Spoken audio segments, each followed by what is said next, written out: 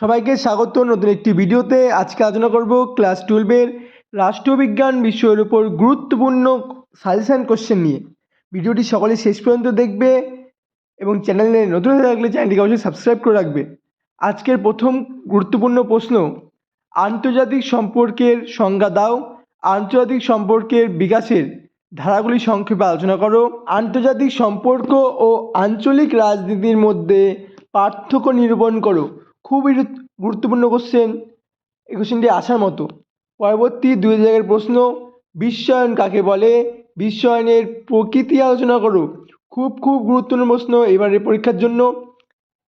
তৃতীয় দাগের প্রশ্ন, গান্ধীজির সত্যাগ্রহ সম্পর্কিত ধারণাটি আলোচনা করো। এবং তার সাথে থাকছে এক কক্ষ বিশিষ্ট আইনসভার পক্ষ ও বিপক্ষে যুক্তি দাও। খুব গুরুত্বপূর্ণ প্রশ্ন এবারের পরীক্ষার জন্য, সকলেই কোশ্চেনটি দেখে রাখবে এবং পড়ে যাবে। 4 দাগের প্রশ্ন, গুরুত্বপূর্ণ প্রশ্ন, মার্কসের রাষ্ট্র ও বিপ্লব সম্পর্কিত তত্ত্ব দুটি আলোচনা করো। গান্ধীজির রাজনৈতিক দর্শনের মূল সূত্রগুলি আলোচনা করো। খুব গুরুত্বপূর্ণ প্রশ্ন এবারের পরীক্ষার জন্য, সকলে এই কোশ্চেনটি দেখেই যাবে, পরীক্ষায় আসছে। এছাড়াও 5 দাগে যে কোশ্চেনটি রয়েছে গুরুত্বপূর্ণ প্রশ্ন, কার্ল মার্কসের ঐতিহাসিক বাস্তব তত্ত্বটি আলোচনা করো। ভেরি ইম্পর্টেন্ট কোশ্চেন এবারের এইচএস পরীক্ষার জন্য। বিগত সালে এই কোশ্চেনটি এসছে, এবারের জন্য খুবই গুরুত্বপূর্ণ। 6 দাগের প্রশ্ন, ক্ষমতা স্বতন্ত্রীকরণ নীতি কাকে বলে? কঠোর ক্ষমতা স্বতন্ত্রীকরণ নীতি সম্ভব নয় ও কাম্যও নয়, মন্তব্যটি সত্যতা যাচাই করো। স্বতন্ত্রীকরণ নীতির পক্ষে ও বিপক্ষে যুক্তি দাও। খুব গুরুত্বপূর্ণ প্রশ্ন। পরবর্তী 7 দাগের প্রশ্ন, ভারতের যে কোনো একটি অঙ্গরাজ্যের রাজ্যপালের ক্ষমতা ও পদমর্যাদা আলোচনা করো। তার সাথে থাকছে প্রধানমন্ত্রীর ক্ষমতা ও পদমর্যাদা সম্পর্কে আলোচনা করো। 8 দাগের প্রশ্ন, ভারতের রাষ্ট্রপতির ক্ষমতা ও পদমর্যাদা সম্পর্কে আলোচনা করো। তার সাথে অথবা যেটি থাকতে পারে রাষ্ট্রপতির জরুরি অবস্থা সংক্রান্ত ক্ষমতাগুলি আলোচনা করো। দুটি একই কোশ্চেন, দেখে রাখবে।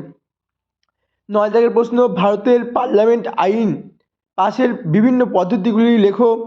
ভারতীয় পার্লামেন্টের উভয় কক্ষের সম্পর্ক আলোচনা করো, অর্থাৎ বিধানসভা ও লোকসভা। এই কোশ্চেনটি খুবই গুরুত্বপূর্ণ।